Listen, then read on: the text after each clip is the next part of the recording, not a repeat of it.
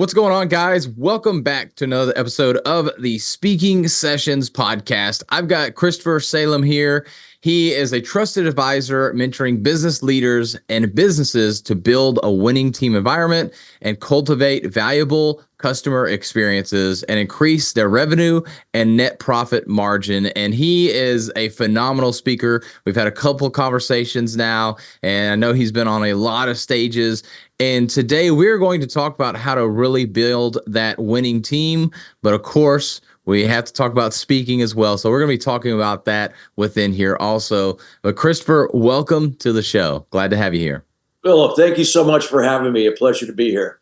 Yeah. So I know we were talking offline really quickly that you were like, yeah, I just got back from a speaking engagement, had all these leads come in. I got to follow up with them and everything.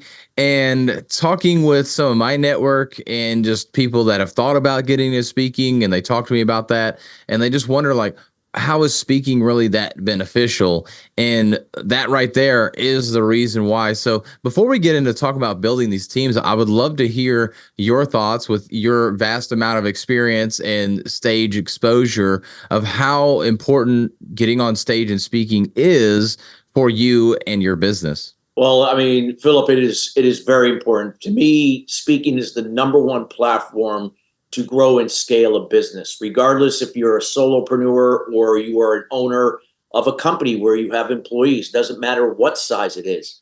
It's very important. And you're not speaking just to generate revenue. The primary reason is you're looking to make a difference in your industry. You're looking to create an impact that can help others to help themselves, whether if it's personally, something in on their team or in their organization, or just in the industry in general. The results in terms of revenue are going to be a byproduct of that value that you give them. Now, when you have the ability now to speak on a frequent basis, whether if it's in person at leading industry B2B conferences, B2C conferences, entrepreneurial events, corporations direct, that consistency is what's going to generate leads. So for me, it is the number one funnel for business out there compared to other types of platforms, because you have the ability to create impact, build rapport, and connect with other human beings one to many. So by the time when you have that one-on-one conversation, you've already got that rapport established. It's now taking it now one-on-one to now cultivate what are the challenges that they have that could be better, what are the results they seek that they don't have, and more or less you have the ability to close more business that way. And here's the thing, you don't have to be a great salesperson like you think you are. You don't even have to be an extrovert in order to do this. Matter of fact, some of the best people who do this are slightly introverted. Why? Because they ask questions and they engage better with the audience. It's not the person where it's all about them talking about how great they are. It's about the audience. So for me, that hopefully that answers the question. You know, speaking has just been profound in my business, and without it, I wouldn't be where I am today with it. Yeah, and I like that you made sure to emphasize that it was about the impact, not the income. And with growing a business, really, when we focus on how much more impact can we create, that's what makes our business grow versus, oh, how much more revenue can we get in? Of course, they tend to go together. As you're creating more impact, you create more income for your business and for yourself. But yeah, really focusing on that impact is such an important thing. And you mentioned also that it's one of the best platforms to really get your message and yourself out there. Can you clarify what you mean by that? I'm pretty sure I know what you mean, but just Yeah. for anybody that maybe is unsure. Well, see, again, it's not about you. I mean, you might have a story, you might have a great product, might have a great service, but that's not why people are there. People are there because perhaps you're going to be sharing some information and insights from that experience, from your story, from things that you do know about that can help them solve a challenge or make something better or lead them to the results they seek. Every person on this earth has a challenge in some way, whether if it's personal, whether it's on their team that they lead, or in their business or industry. How can you help it to make it better? So you're speaking to the challenge, you're speaking to the results that overall that audience may be seeking. Everything else that you do is going to be a byproduct of that. So when you're able now to gain that trust and that rapport, people want to now know can you potentially help me with this challenge and for the results I seek? I don't have to talk about my product. I don't have to talk about my service. That alone will come up on the back end when I've reached that point where I've built that rapport, when now I can connect the dots for them to say, okay, here's your challenge. Here's the results you seek. If you were to do this, this, and this, would you be open for a suggestion? Yes. If I were to show you how through this, this, and this, things that I can offer and provide to connect the dots to solve your challenge, to create these results on a scale of 1 to 10, how important would that be for you to take action on that?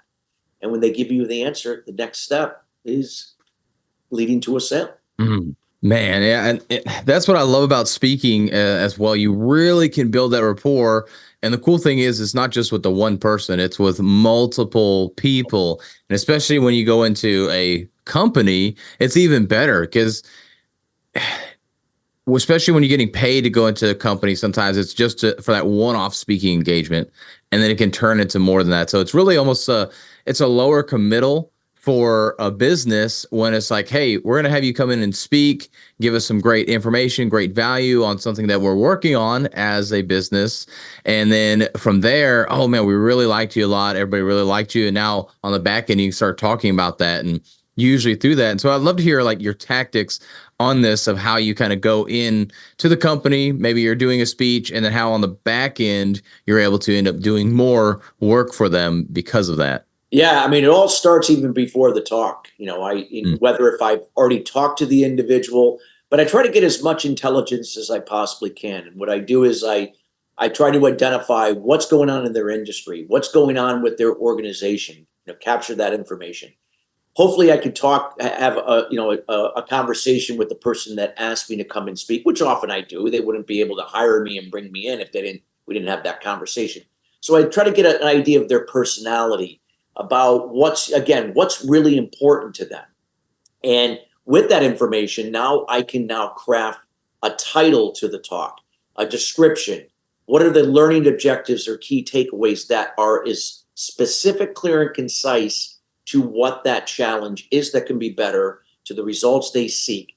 What story or stories can now I draw upon from my experience that closely align with their situation, to the values that are exemplified by that company and the people involved, including my own. And that's how I have to show up when I speak. Now, that also may change when I come into that room. I might walk into that room and pick up on the energy and go, holy cow, I'm going to have to probably scrap everything I prepared for to talk on, because now I got to adapt to what's happening in the room. Maybe I had a conversation with a few people, something came up, and it's like, I got to pivot. And a great speaker has that ability to do that, to adapt to the energy and to adapt to what in that moment is really most important. And when you're able to do that, you're able to connect with them on those shared values based upon building that relatability, and that they feel like you understand them, even though you don't really personally know them at that point. That's what establishes that rapport. And when they come up and talk to you afterwards and you build that further rapport, I can set a meeting to talk to them more one-on-one to continue establishing and building upon that rapport where it's at. And then more likely that's going to lead to a better relationship, allowing me to know what's even more important to them, to solidify what I already knew, and to connect the dots to help them, make the challenge better and provide the results that they seek. That, to me, that recipe has worked time and time again with great success. Doesn't mean you're always going to bat 1,000, but nonetheless, for me, it's worked very well. And I've taught this to many people that have looked at speaking as a way to make that happen. Doesn't mean you have to be a professional speaker to do that. Yeah, man. And this is going to be a little bit of a side tangent, but you talking about that going in there where you had this idea, you were going to do this, but then you felt the energy of that room. You saw that what you had ready was not going to work. And I've seen speakers that, well, there's, I guess, two sides. So one, I've seen speakers where they come in and like the room's just like no energy, just silent. And they're like, they try and tell a joke and it just fails. And they tell another one and it fails. And they'll literally even be like, wow, this is a tough room. And I might get a little chuckle like, but really you're kind of failing as a speaker in my mind if you're having to resort to something like that. I mean, I've been there. It happens for sure to us. But then you have the other side, like the new speaker that I've had to help out with this time and time again, because they want to have like literally everything written out. Let me get my notes out here and just have my notes with me a whole time. And they want to have paragraphs of stuff. And I'm always like, no, if you're going to have notes, it needs to be bullet points. So I'd love, especially with your experience, to kind of talk to this. But I think this is an important thing that a lot of speakers, especially at the beginning and maybe even intermediate, that haven't had a lot of experience, don't understand how to, one, kind of go into it prepared without literally having everything written down, but two, how do we make that pivot in the moment without completely changing everything? Because it does sound scary. Well, I was going in with this, I had this game plan, and now all of a sudden I can't use like any of the game plan. Although, of course, I'm still going to talk on the one message. So how do we do that? Well, one of the things that you have to be able to help train yourself is to speak from your heart, not from your head. Mm. When you speak from your head, you're going to sound scripted. You're going to follow the game plan that you came in with from the slides that you may share, or perhaps that you might have memorized certain things verbatim to share. But when you can speak from the heart, it's just more natural. So that when we have to pivot, you can kind of immediately go, well, I was going to talk about this story, but now that I picked up the energy in the room, this other story I think is going to be better suited. But when I can speak from the heart, doesn't mean that it's going to come out the same way that I've shared it in the past. It might come out a completely different way, but it doesn't matter. People are not going to remember the actual words that you said. Matter of fact, when you look at communication, effective communication, 55% of effective communication is in your body language. I'm using my hands. I'm making eye contact. I'm open to you right now. 38% is in the tonality of my voice. Either I'm going to lower my voice if the room is more calm. If it's more kind of fired up, it might elevate. And then only 7% is in your words. See, people are always going to remember how they felt after they left. People process things and make decisions from their feelings, from their emotions. And that's the key. So if you can speak from the heart, you're going to be more relatable, you're going to be a person that's going to feel like the other people in the audience, that you understand them. So it's having an outline, don't script everything out. Have an outline what you're going to talk about, and just know when you have to pivot. You can interject one story for another, maybe drop something you were going to say to add this, because this is something you picked up. So it's having an outline. So in this case, what I'm about to say might shock a lot of speakers. You're not here to be ultra prepared. You're here to be prepared, but not ultra prepared. It's better to be slightly underprepared in this case, so that you are more likely to speak from here than here. Yeah, especially when I think you go on these teams. Now, if you're like at these massive conferences and you're paid handsomely to go speak at them, yeah, you're probably going to be pretty scripted. This is the speech you do. And somebody I can think of is like Ed Milet or Russell Brunson. I've seen them both a couple of times speak, and it's like literally the same message. Jesse Itzler is another one I can think of. And they've changed it maybe just a little bit, but it's very little changing, but it's the same thing. But they're there really just to inspire, and whatever their message is for, that's what they're there for. They're not going into a small company to really help get them and catapult them to the next level or whatever. It's a different type of, because you're doing a keynote, right? Yeah, exactly. And a keynote is more about the overall theme. It's about, inspiring them with stories and to kind of set the tone for the other speakers that will be siloed in specific areas that they're going to give, realistic things that relate to that audience situation. It's more educational. So there's a difference between breakouts, workshops, fireside chats than it would be with a keynote type of delivery. Yeah. So I'm glad you also established that too, because I think a lot of times we think more on that keynote side. I've got to be, this is it. This is my speech. And while it's great to have something that you can fall back on, you're right. And I'm glad you brought up the stories too, because that's a lot of what I'll talk about is we've got to have stories. Okay, who is your audience? Let's find stories that relate with them. that, maybe it points back to us and who we are that but it's about relating with them, not just saying, oh yeah, I've been through that before. And now I'm the hero and I can be the hero for you. Like, no, they need to be the hero.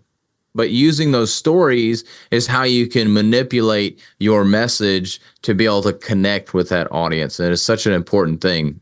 But let's go ahead and flip the script here. So Yeah. obviously we were talking about you or speakers going in and doing workshops or just speaking in general. But let's talk about the leader of a team. I think this is something that's often overlooked. And I know I've been a part of teams in my corporate life where like this leader is not leading well at all, or they're just not connecting. And probably the easiest one for most to understand is, hey, we want to raise. Oh, well, here's your 3%. Like, really, that's all we got. And now it's not always the leader's fault. They're kind of given some of this, but there's a lot of times I see there's really no sympathy. Well, that's what it is. And they don't try and like relate with them or help them understand more of the bigger picture and stuff like that. So as a leader, how can we use speaking and communication to help us build up our team rapport? So maybe let's just go just down to Yeah. the team, and then we can build out based on company. We'll kind of go from there. So important. There are 5 things that we can control each and every day as human beings. So every leader or aspiring leader should take note of this. We can control our communication to ourselves and others, and I'll explain what that is. Our behavior, our attitude, our emotions, and our actions. So when we look at Hmm. communication, if we are going to be effectively communicate to another human being as a leader to a subordinate, we have to be able to effectively communicate to ourselves. There are different styles of communication. There are people that are passive communicators, aggressive communicators, a combination of both. I personally am a recovering passive aggressive. That's what I learned growing up as a child, and I took that into my teens and into my adult life until I had to realize that was not working for me. It was working against me as a leader. And as a result, I had to rewire or reprogram the way I think in order to change my communication. But that had to start with myself. See, the reality is most communication is based on assumption and speculation. People just assume and speculate things about each other. And this is why expectations fall through the cracks. This is why we have disengagement, why we have resentment, why we have people that are pointing the finger, and so on and so on. We have to learn how to be specific, clear, and concise with ourselves. I have to be able to look at myself, am I speaking from my self-limiting beliefs? Or am I speaking from my inner champion that is not those limiting beliefs? So it's either my inner critic or my inner champion. But when I can get very clear on speaking for my inner champion, I'm more likely now in time to be able to communicate to other human being or people in general in an assertive way. And an assertive way is being specific, clear, and concise. That means there is very little to no room for assumption and speculation. And if I am the sender or the receiver of the communication, it does not matter. I am responsible for it because I can't control another human being. I can't control what they're going to perceive what I say. But if I clarify that and be specific, clear, and concise, ask further questions, that's all I can do to offset or eliminate being so they would assume and speculate. They'll have everything in a very clear way to either answer or address.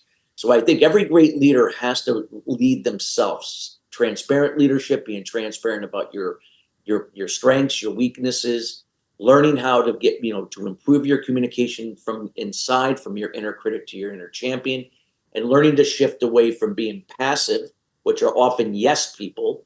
And they're often people that operate from a self-limiting belief that they require validation from other people because they didn't get it growing up in their childhood. That was me. I didn't get it from my father. And then there's the aggressive people that have a tendency of talking down to people, have a hard time delegating. They're perfectionists. I had that because I got that from my mother. So I had to learn how to think differently from not in the past and the future, which fear resides, but in the moment from intention. So I had to learn how to think from intentions, not expectations, because intentions are in the moment, expectations are in the past and future. I can't control the past and the future. I can control what I do now in the moment. So when I did that, my communication improved. And when I was able to be assertive, I got better responses in time from people based upon that. And then if I aligned my behavior with that assertively, wonderful. My attitude changed from things happening for me, not to me. Challenges and obstacles are a good thing. I can't grow and expand without them instead of resisting them and pointing the finger, complaining, gossiping. So, and then when I learned how to respond to situations and people, not react, I could do that. Even though I might be angry, I didn't react from it. I would take a breath and respond from a positive emotion, or I would remove myself if I required to be in a better state to respond. And I did that with emails. And by doing that and then taking massive action to the priorities that matter, I can now show up as a leader to be a better example of that. I don't have to tell people how, when, or why to do it. My example will do that for me. And then I can be more resourceful to empower people to do for themselves. That's what every great leader does. They lead daily from example and being resourceful, not telling people what to do or why to do it or how to do it. They share versus tell. And because of it, they use empathy and kindness rather than pleasing and enabling. They have a tendency of getting more out of their people through that example, that daily, consistent example, and being resourceful. It's about filling your cup up first to spill onto others. You can't give from an empty cup. Wow. So many nuggets there for Yeah, sure. I know there was a lot of information there, but I had to pack it in because it's when you said that question, I said, God, I want to give them as a detailed response as I possibly can. Yeah, and I appreciate you doing that. One of the things I was thinking about in there, you talk about changing your mindset. I was going to ask that, and you kind of laid that out. And it reminds me when I was younger, and you'll probably be like, you're still pretty young, but when I was younger, I had such a short fuse. Like stupid little things like my phone not working would piss me off, like more than anything. That was probably strangely the last thing. Like, of course, I had anger issues growing up in my early and throughout my 20s. Believe me, I know. Yeah, and of course people were at first, but it was funny is like that was the last thing is like just this thing should be working right now. It's not, that I just like get so mad.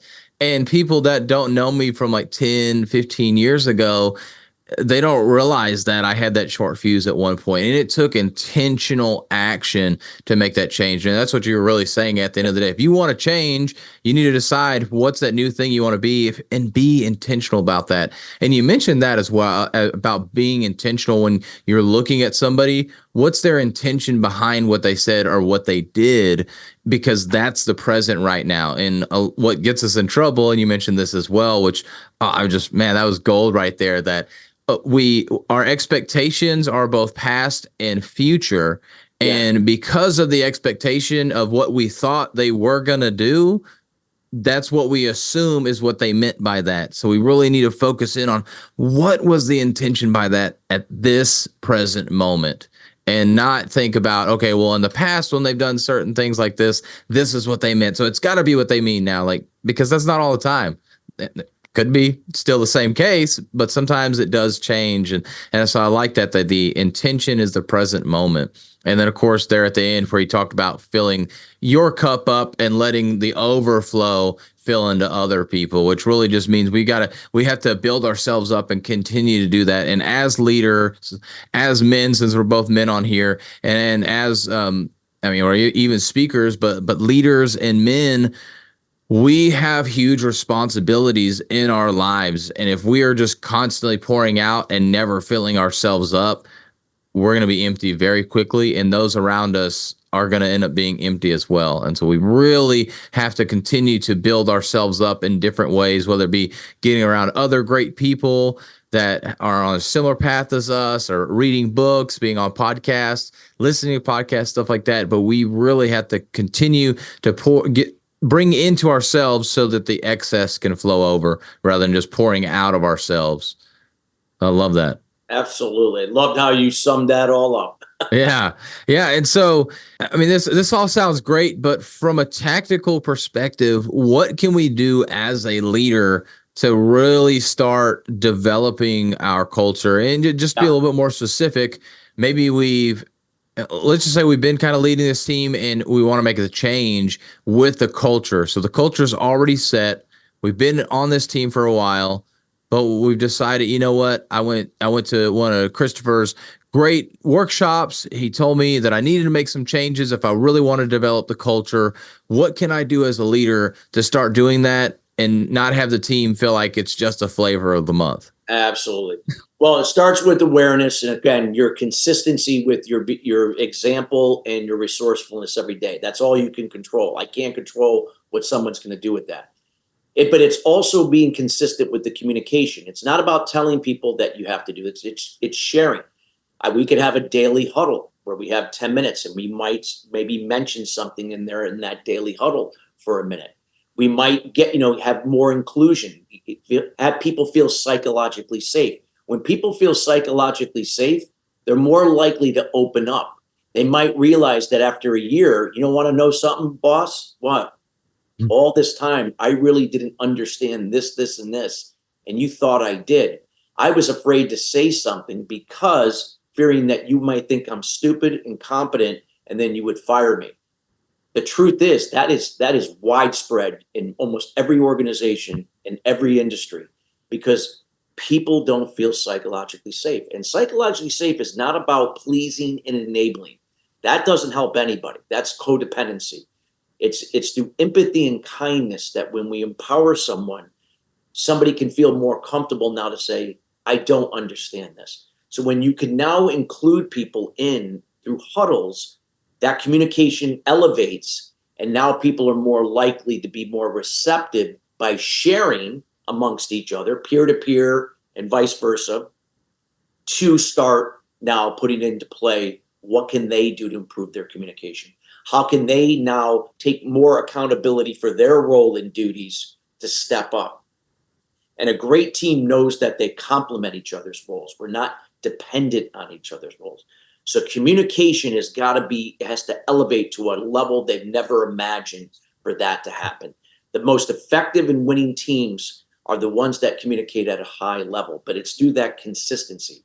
So I wouldn't have a problem through my resourcefulness sharing what my morning routine is. What is my evening routine? Well, why are you sharing this? I'm sharing this, and regardless of my title, because these are the things that have helped me to overcome my shortcomings or my limiting beliefs, or allowing me to look at situations in a healthy versus an unhealthy way, how to respond versus react. I don't know if it'll be the same for you, but hey, if what you're doing isn't working, I figured I'd share this, and maybe, you take whatever I shared and do what you like with it.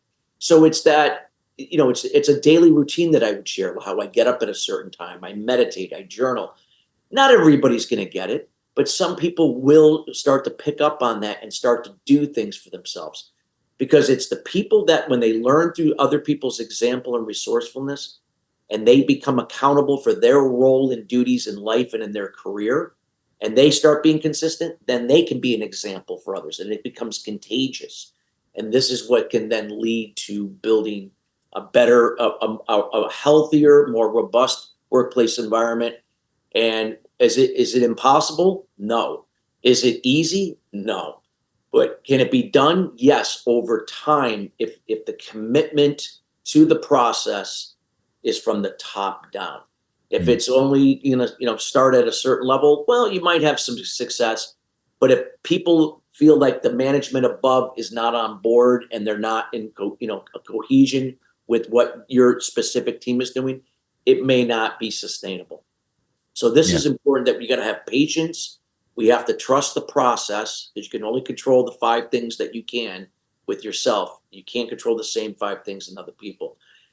But it starts with you.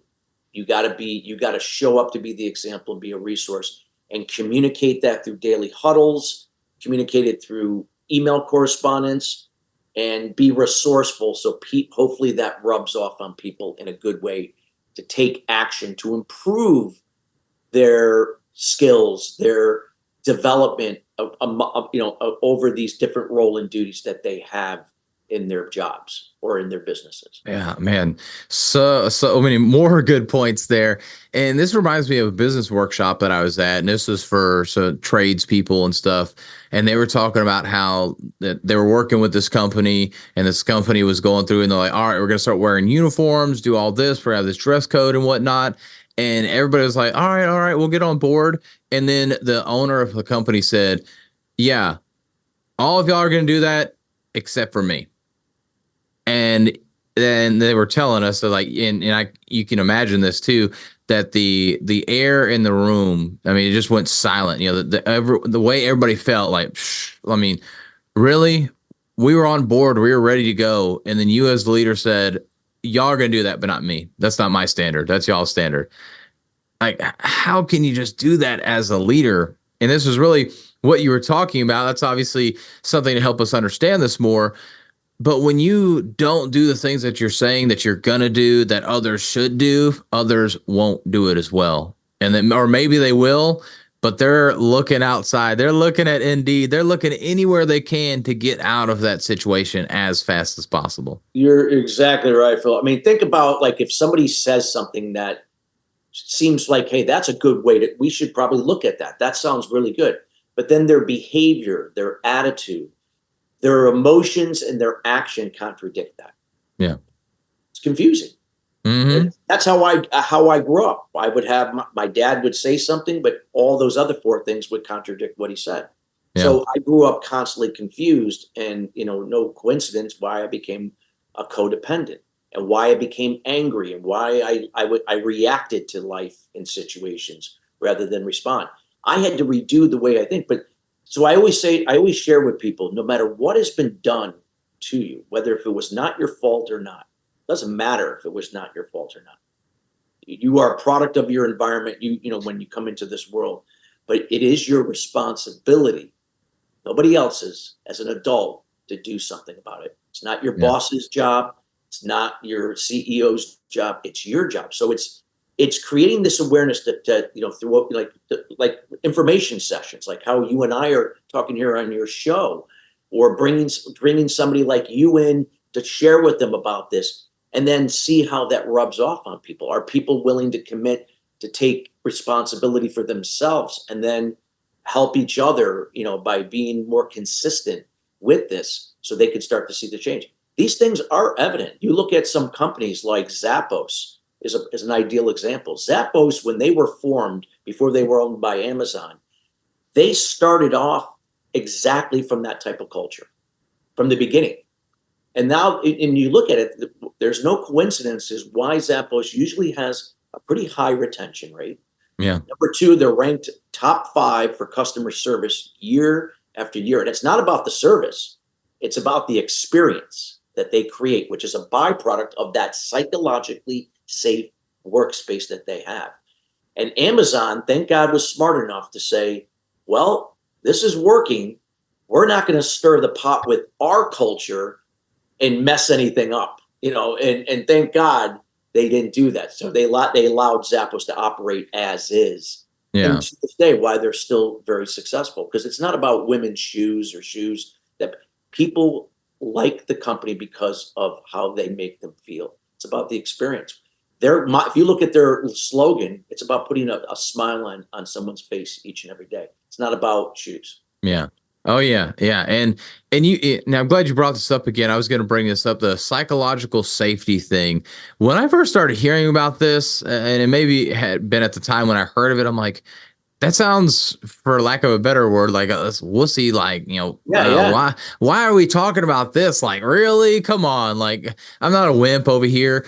But when I started looking into it more, doing some research and reading on it, I realized that psychological safety is something that can happen so easily. In an example, and this is one that, I mean, I think it'll take a long time to be able to change it, but what happens when you are just a professional at a corporation and senior management comes by?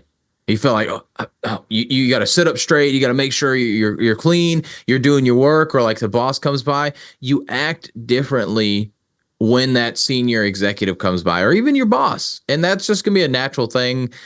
It's going to be very difficult for that to ever go away. But that's essentially what psychological safety is. If you are feeling like you can't come forth about something, or you have to change the way you talk in front of somebody, or how you act, how you work, that is essentially on a very elementary level what psychological safety is. And so people can feel unsafe psychologically very quickly based on how a leadership and how a manager acts towards them or how they treat their team. And so can you give us some tips on that? Because I think even just and more like the low level things that we wouldn't think like, oh, that's creating a psychologically unsafe environment, because I think this is an important thing that we need to understand as leaders. Well, it comes down to, again, the communication. But a lot of times communication is based on assumption, speculation. It's not consistent. And there's a division. People feel divided. Some people feel divided from their own superior, the person they work for. It could be upper management. Like, so upper management does one thing or says one thing and then they do another. So, their behavior, their attitude, their emotions, and their actions contradict one another. Those are the signals that people pick up on, that they don't feel like they can trust anybody. And so and what's the natural tendency with people? It's survival of the fittest. They're going to shut down. They're going to not say anything. It's just like a turtle when it feels threatened or fear, it's going to go inside its shell. That's what happens. And this could be the same for a manager. Nobody wants to expose their weaknesses. God forbid that might mean that they're weak. But when you could create transparency in the workplace, that if I'm a CEO and I get up there and say, hey, here's what we're embarking on, but you want to know something? I had a hard time doing this. You know why? Because I have ADHD. I bet you none of you never know that. And the thing that is true about me, by the way, I have ADHD. Now, a lot of people would say, Chris, why are you admitting that? Well, because I want to put that out there to let you know that this is something that has impacted me in the past with my communication, my behavior, my attitude, my emotions, and it worked against me.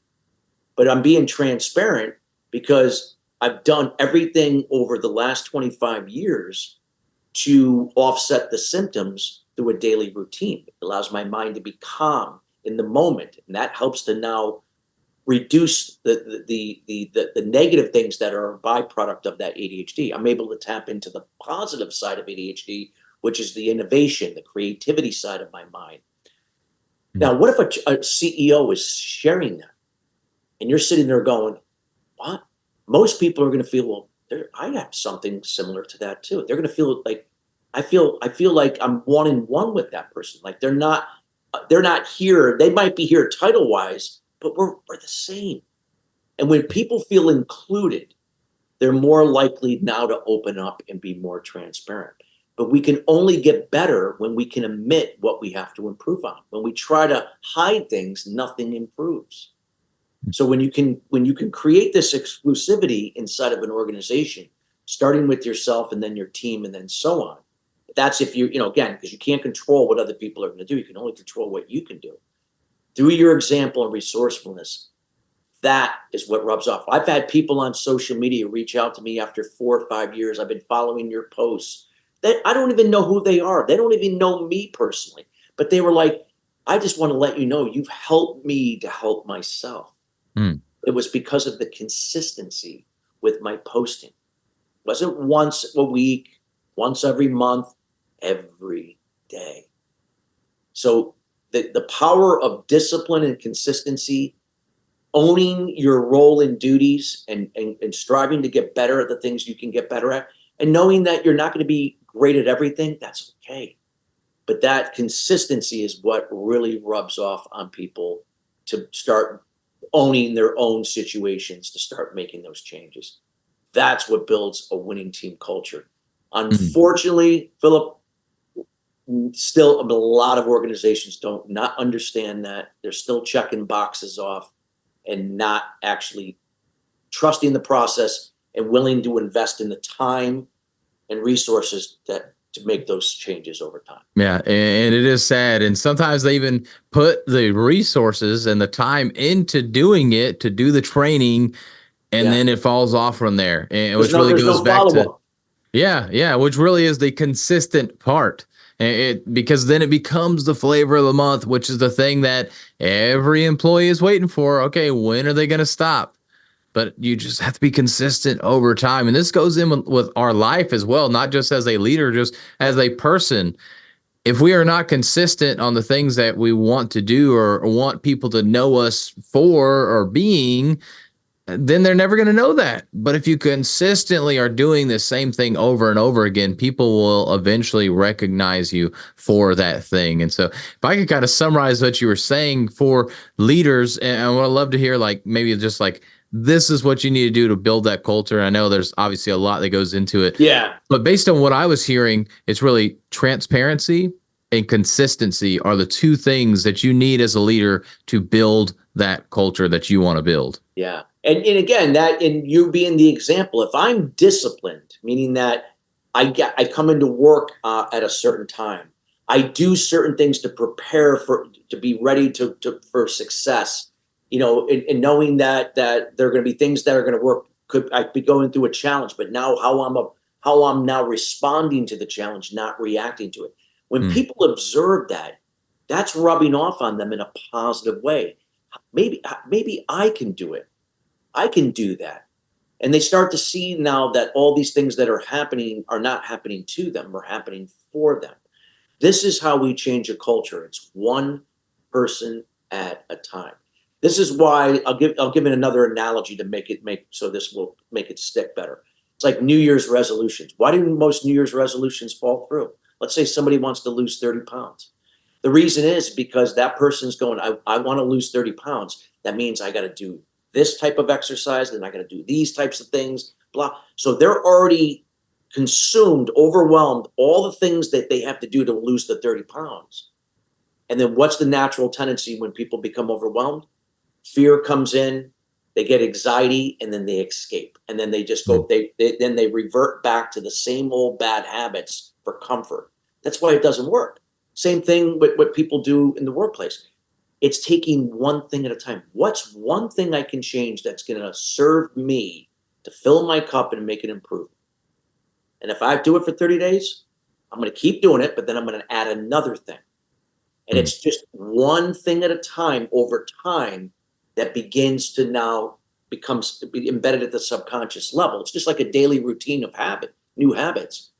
Those are the things where change starts to happen. And when people start observing that, they can start doing that for themselves, especially if you're communicating it on a consistent basis by sharing. Daily huddles are key for that. Man, that is great. And I like that summarization. You're right. Just focus on one thing at a time, be consistent with that, be transparent, and eventually that culture will start to change. And I think that's the biggest thing. We want it to change now. It's not going to change in an instant. It's going to take time, just like it took time for it to get worse and worse and worse. So you finally said, I need to make a change. It's the same thing. Now you got to go backwards. Well, really going forwards, but you have to get rid of the badness of that bad culture until it starts to become a good culture. And then it will accelerate over time, but be transparent, be consistent, do one daily thing until you can start stacking more and more things that you can do, but don't do 500 things at once because you're going to be overwhelmed. Everybody's going to be confused and it's just not going to be good. Exactly. Man, this has been awesome. I want to go to our last question here. And that is, if you could only share one message for the rest of your life, what would that message be? Oh, well, here's the thing. It's a quote, and I'll share it. And it's something I live my life by each and every day. But don't just hear it as a quote. Hear it as something that if you let it sink in and look at it every day and let it sink in every day, write it down and put it in your mirror when you're getting dressed in the morning and look at it every day. Give without expectation. Receive without resistance. Now, what that means is when I give without expectation, I'm not just doing for people. Like, I'll give you an example. I was speaking in Indianapolis recently, and I was going out for dinner by myself because I figured at this point I wanted to I've been on for all day. I've spoken twice. I just wanted to be by myself because I wanted to kind of just decompress, relax. And there was a homeless man that came up to me, and I knew exactly what he was going to do. He was going to ask me for money, and typically most people would do one or two things. They would just say, no, I don't have any money, or, just not look at him and walk the other way, or they would just gave him money. Now, either one, it's not going to help him. Now, somebody would say, well, wait a minute. Yeah, if you gave him money, that would help him. No, well, that's not going to help him, because all I'm doing is just enabling him, pleasing him temporarily. So he might get a meal just to at least warm up his belly or something like that. Yeah. So on some level, it's kind of good, but it's still going to enable him, because all he's going to keep doing is begging, begging, begging, and not doing anything to rise out of that bad situation that he's in. What I decided to do is I had a conversation with him. I started talking with him. He wasn't mentally ill to the point where, because if somebody's mentally ill, it's going to be irrational. You're not going to be able to have a conversation. This man was still coherent, where he understood what I was saying. And I began to look into his eyes, and I can see the pain, and I can see the hardship that he had while he was on the streets. And I asked him, when was the last time that you felt you had success in your life? And he looked at me like, and I saw a tear in his eye. Like, nobody ever asked him that. Nobody ever asked him that.